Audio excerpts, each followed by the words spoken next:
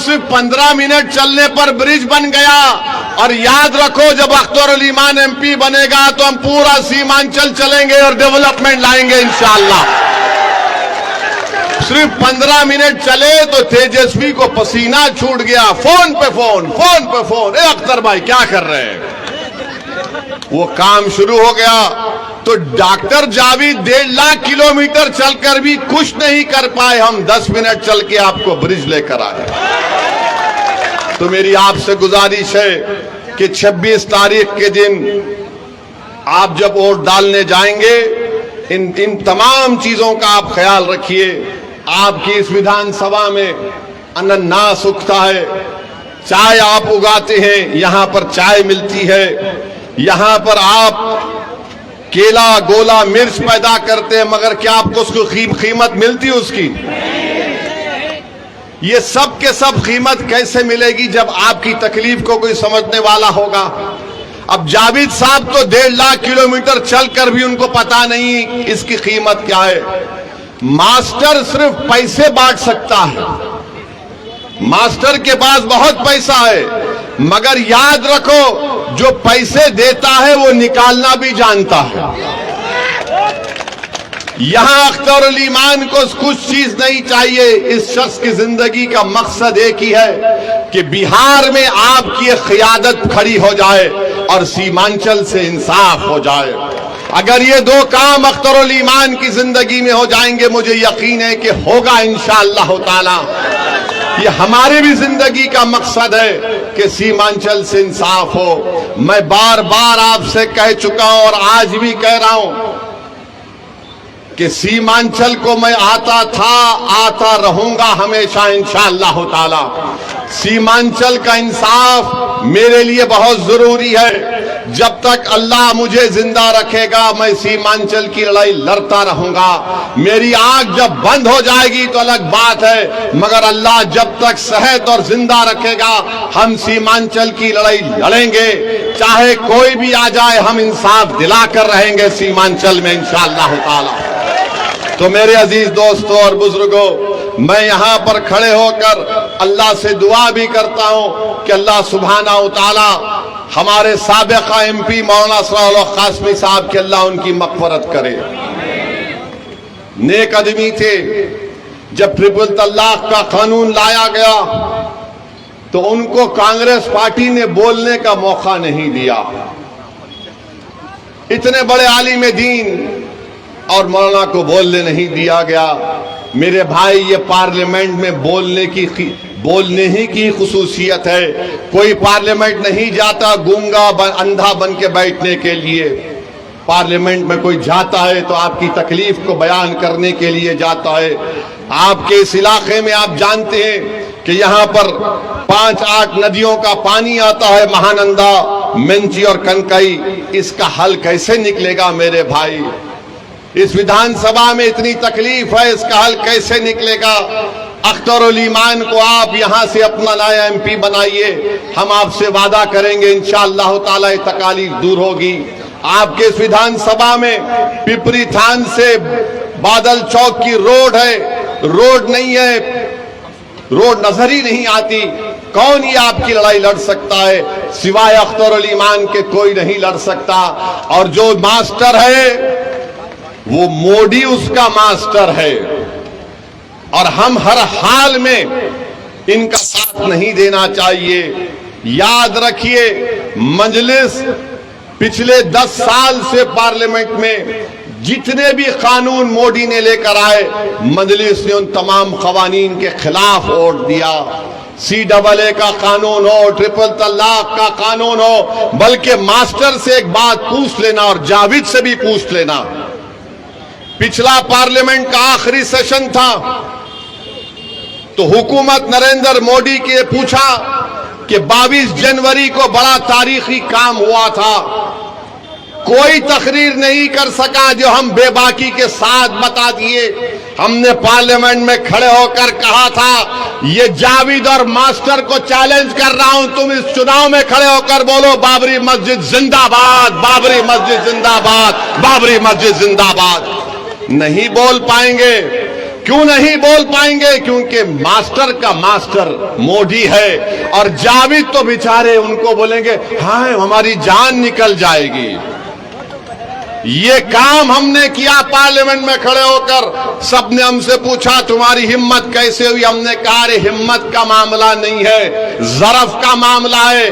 हिम्मत का मामला नहीं है, जिसका ज़मीर जिंदा होगा वो नाइंसाफी को नाइंसाफी कहेगा।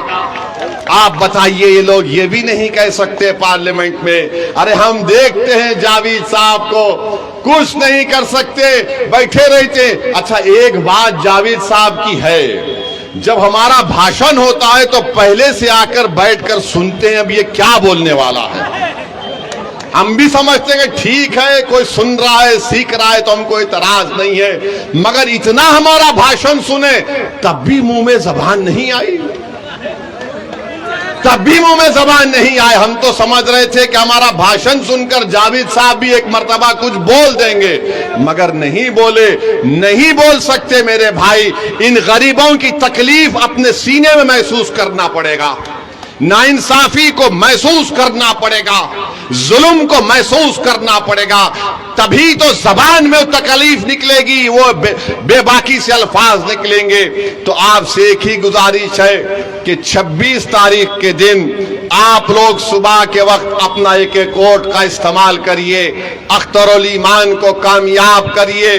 किशनगंज की पार्लियामेंट की सीट से अख्तरुल ईमान को कामयाब करिए। हम आपसे वादा कर रहे हैं कि अख्तरुल ईमान को भी हम कहेंगे कि इनकी कामयाबी के बाद जितने विधानसभा किशनगंज पार्लियामेंट में आते हैं वहां पर अख्तरुल ईमान एक एक दफ्तर एक ऑफिस खोलेंगे, क्योंकि सीमांचल की लड़ाई अगर अख्तर भाई दिल्ली में लड़ेंगे तो आपके ठाकुरगंज की विधानसभा में अख्तरुल ईमान का ऑफिस होगा, वहां पर एक लड़का बैठेगा, आप कभी भी आकर अपनी तकलीफ को उसको बयान करेंगे ताकि आपके एमपी को मालूम हो सके।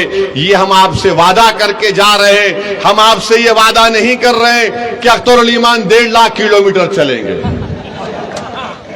अख्तरुल ईमान चलेगा जरूर, और आपको भी साथ में चलना पड़ेगा इंशाअल्लाह ताला। हम आपको बता रहे हैं आने वाले महीनों में इंशाअल्लाह ताला विधानसभा के चुनाव से पहले अगर आप हमारे साथ चलने को तैयार हैं तो पूरा सीमांचल चक्का जाम किया जाएगा। मोदी याद रखो, तुमको बताएंगे यहां पर घुसपैठी नहीं, यहां पर इंसान रहते हैं। अरे तुम सबका साथ सबका विकास की बात करते हो, तुम विकसित भारत की बात करते हो, मगर सीमांचल को तुमने नजरअंदाज करके रख दिया। 10 साल में तुमने एयरपोर्ट नहीं बनाया, तुमने कोचा दामन में रेलवे स्टेशन नहीं खोला, तुमने बहादुरगंज में डिग्री कॉलेज नहीं खोला। तो मेरे भाई लड़ने वालों की जरूरत है, और अख्तरुल ईमान सबसे बेहतरीन आपका उम्मीदवार है। मैं पूरी सीमांचल की जनता से अपील करता हूं, किशनगंज की जनता से अपील करता हूं कि एक होकर आप लोग अख्तरुल ईमान को कामयाब करिए। याद रखिए, बीजेपी अगर दोबारा इख्तिदार में आएगी तो बीजेपी भारत के संविधान को और आइन को तब्दील कर देगी। बीजेपी इबादतगाहों के कानून को खत्म करके रख देगी।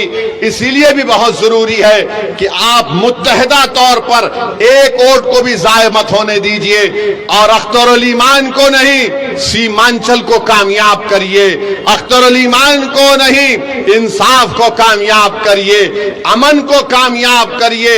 अपने मुस्तकबिल को रोशन रखने के लिए पतंग छाप के निशाने पर बटन दबाकर आप बता दीजिए इन लोगों को जो हमारा वोट तो लेते हैं और हमारी पीठ में खंजर घोंपते हैं। यही चंद बातें मुझे आपसे अर्ज करना था। और याद रखो चुनाव 26 को खत्म नहीं होगा, चुनाव 26 को नहीं खत्म होगा। 13 को भी वोटिंग है, उसके बाद भी एक वोटिंग है, उसके बाद भी एक वोटिंग है, उसके बाद भी एक वोटिंग है। तेजस्वी यादव 26 को चुनाव नहीं खत्म होगा, मेरी बात तुम लिख के रख लो। अब यहां से चुनाव शुरू होगा तो सीमांचल की लड़ाई चलते रहेगी। हम आपका शुक्रिया अदा करते हैं कि आप यहां पर आए। 26 तारीख को पतंग छाप पर वोट देकर अख्तर भाई को चौथे नंबर पर अख्तर भाई का फोटो भी रहेगा, पतंग रहेगा। फोटो को मत देखिए, फोटो आपकी होगी। सिर्फ आप पतंग को देखकर बटन दबाइए और अपने इंसाफ के लिए और बीजेपी के बढ़ते कदमों को रोकने के लिए और पूरे भारत की नजरें किशनगंज पर लगी हुई है कि क्या यहां पर आप मुत्तहिद होकर एक फाल और हरकियाती शख्स को कामयाब करेंगे, या फिर आप खुदा ना खास्ता कहीं हम गलती ना कर दे तो बीजेपी ना निकल जाए। मेरे भाई, किशनगंज में मुकाबला अख्तरुल ईमान का मोदी से है, कांग्रेस तो रेस में नहीं है। इसीलिए हम आपसे अपील कर रहे हैं कि अपना एक वोट बैलेट के ऊपर जो मशीन पे चौथा नंबर है, हमारी मां और बहनों से भी अपील कर रहे, चौथे नंबर पर पतंग छाप पर बटन दबाकर आप अपने इत्तेहाद को कामयाब करिए और बिहार भी अपनी एक सियासी क़ियादत को खड़ा करके मजबूत कर दीजिए। बहुत बहुत शुक्रिया। अस्सलाम वालेकुम।